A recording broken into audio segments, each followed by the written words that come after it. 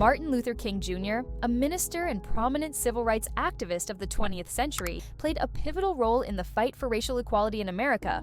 Born as Michael Luther King Jr. on January 15, 1929, in Atlanta, he later changed his name to Martin. Growing up, King was deeply influenced by religion and activism. His father, a reverend at Ebenezer Baptist Church, also served as a leader within the local NAACP. Academically gifted, King skipped 2 grades and enrolled at Morehouse College at the young age of 15. Although he initially questioned Christianity during his youth, he eventually embraced his faith and decided to pursue ministry. While studying for his doctorate at Boston University, King met Coretta Scott, an aspiring musician. They married in 1953 and had 4 children: Yolanda, Martin Luther III, Dexter Scott, and Bernice. King quickly emerged as a significant figure in the civil rights movement. Following Rosa Parks' arrest in December 1955 in Montgomery, Alabama, for refusing to give up her bus seat to a white passenger, the NAACP selected King to lead the Montgomery bus boycotts.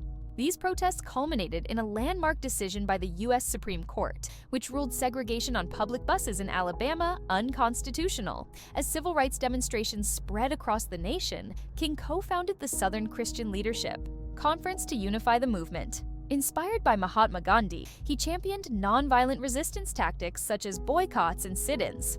His leadership and commitment were instrumental during the 381-day Montgomery bus boycott, which ended with the Supreme Court's 1956 ruling that segregation on buses was illegal. This victory solidified King's role as a national leader and proved the effectiveness of nonviolent protests in achieving social change.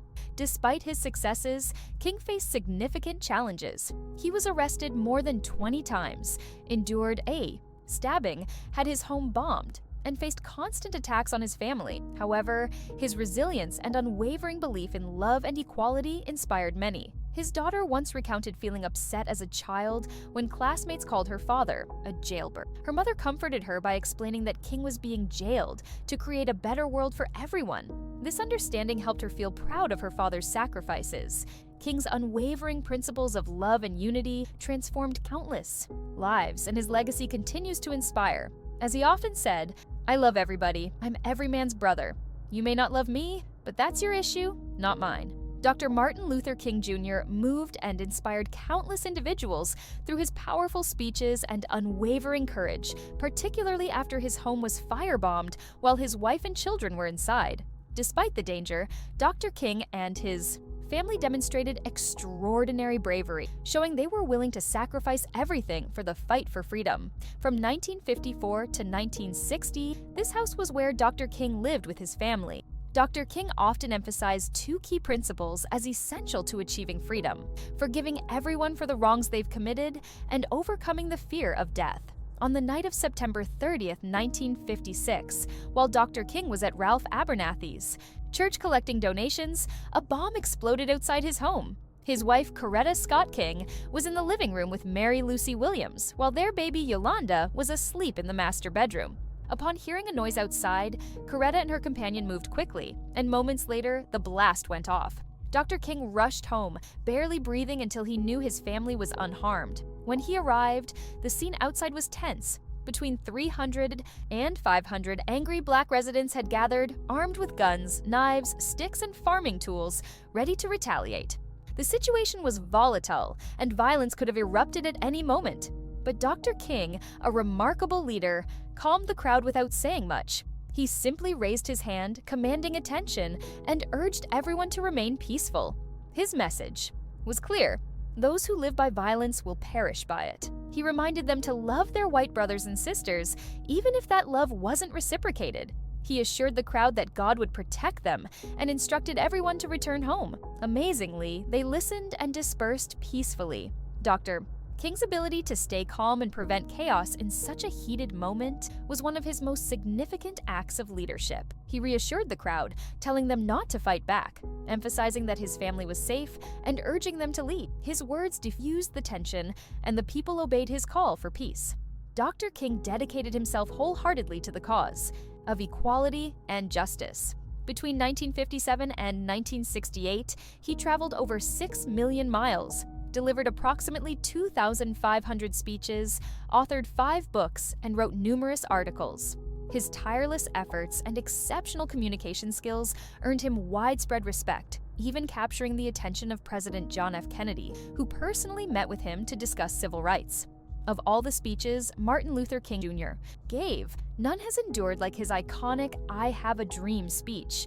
Delivered in 1963 from the steps of the Lincoln Memorial to an audience of 250,000 people, both black and white, it became a defining moment in the fight for civil rights. By this time, King had become a leading force in the movement, earning recognition such as Time magazine's Man of the Year in 1963. However, that honor was overshadowed when, in 1964, he became the youngest recipient of the Nobel Peace Prize. Martin Luther King Jr. was deeply rooted in the American ideals of democracy, equality, and justice. Remarkably, he placed more faith in these principles than many of his critics ever did. King demonstrated this faith through his commitment to nonviolent protests, often putting his life at risk. One pivotal moment came in 1965 during the Selma March for Voting Rights. During what became known as Bloody Sunday, police brutally attacked peaceful protesters. Undeterred, King led another march 2 days later. When they encountered state troops blocking a bridge, the demonstrators knelt in silent protest. Days later, King spearheaded a third march, which succeeded under protection provided by President Lyndon B. Johnson, who deployed federal forces. These efforts played a critical role in prompting Johnson to sign the Civil Rights Act of 1964 and the Voting Rights Act of 1965. As the Vietnam War escalated, King broadened his focus to address what he identified as three intertwined evils: racism, poverty, and militarism. By 1968, King's activism had made him a target of many adversaries, and he knew his life was in constant danger. While in Memphis to support striking sanitation workers, King delivered a stirring speech, "I've been to the mountaintop," which would tragically become his last. The following day, standing on the balcony of the Lorraine Motel, King was assassinated by James Earl Ray. Although his life was cut short, his legacy and the impact of his work could never be erased. News of King's assassination spread rapidly, leaving many questioning what would come next. Thousands gathered in Atlanta to honor his memory and pay their respects, a testament to the profound influence of his work. Seeing the crowd, many began to fully grasp the significance of his mission and its lasting impact. In 1983, President Ronald Reagan signed legislation designating the third Monday of January as Martin Luther King Jr. Day, a federal holiday to honor his life and contributions. King's leadership during the modern civil rights movement remains a powerful example of America coping and overcoming challenges that many believed were insurmountable. His legacy serves as a reminder that, even in the face of adversity, extraordinary individuals can inspire a nation to rise and fight for freedom and equality. Today, as challenges continue to emerge in the political and economic spheres, King's story stands as an enduring symbol of hope and perseverance, proving that progress is possible even when it feels out of reach. One of the toughest challenges when telling concise stories is including the experiences of lesser-known individuals.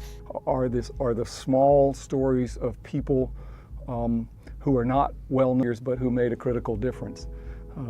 The crippled lady with polio who was a cook in St. Augustine, Florida, who came forward when everyone else was too scared to march for freedom because they'd been getting beaten so badly on the streets of This city, the oldest in America, was established in 1565 but remained deeply segregated and violently oppressive during the Civil Rights Movement. Dr. Martin Luther King Jr.'s team struggled to find people willing to march for freedom because the locals had been brutally beaten for protesting in the streets.